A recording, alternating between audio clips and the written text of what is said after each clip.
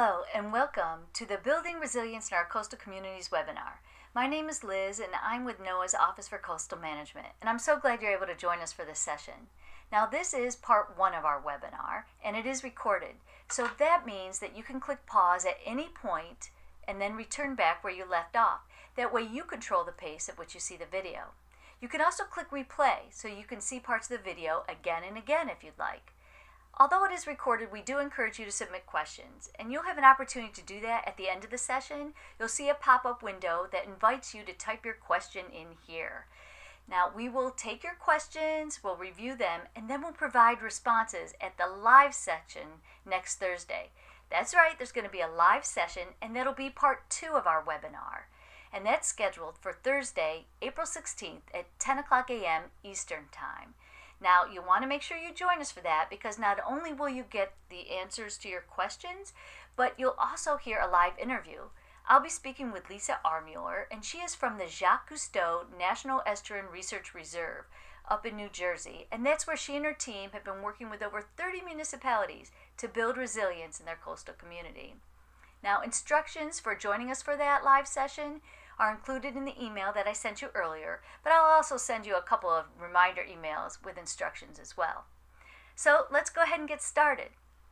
Now, we all know that pictures help tell a better story, and if you're like me, then strong images and colors and shapes help you see things more clearly and understand things better and even stimulate your thinking. Just like this picture of my puppy Ollie. Isn't she adorable? Cute little puppy. Well, just like a photograph of a puppy is a kind of a picture, maps are kinds of pictures as well. They help us see the big picture quickly and help us understand the relative proximity of our neighborhoods and parks and business districts. And if you're a planner or an emergency manager or an activist that's trying to engage your community in discussions about building resilience, then you want maps where people can see the big picture quickly and understand their exposure to coastal risks.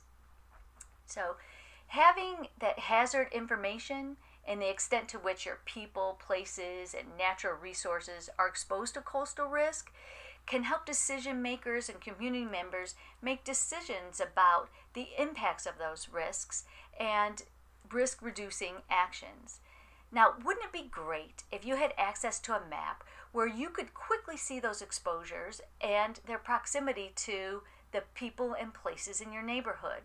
So for example, if you could look at the exposure caused by 1 foot of sea level rise and could see that there's a lot of flooding in a certain area, and you could tell that also in that flooding, wow, there's a school right in the middle of there, or a bridge or a hospital, you would want to make decisions based on that information.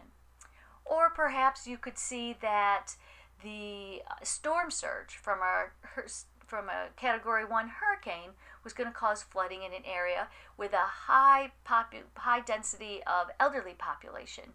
Well, you would want to make plans regarding evacuation or early warning systems. Well, the good news is you do have access to maps that can provide that kind of information. It's available through a tool developed by NOAA called the Coastal Flood Exposure Mapper Tool. And here today to give us a demonstration of the tool and how we can create and share maps is David Beatenbaugh. Now, David is also from NOAA's Office for Coastal Management. And David, we're so glad you're here with us today. Well, thanks, Liz. David, maybe you could tell us, how did the Office for Coastal Management, or why did they develop this product?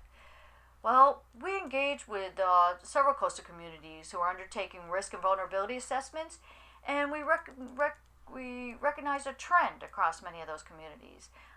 They didn't have the technical capacity or knowledge to make the initial maps for their projects, so we developed this resource to fill a need for the maps that are easy to use and access, and that grab your attention and garner interest and conversation.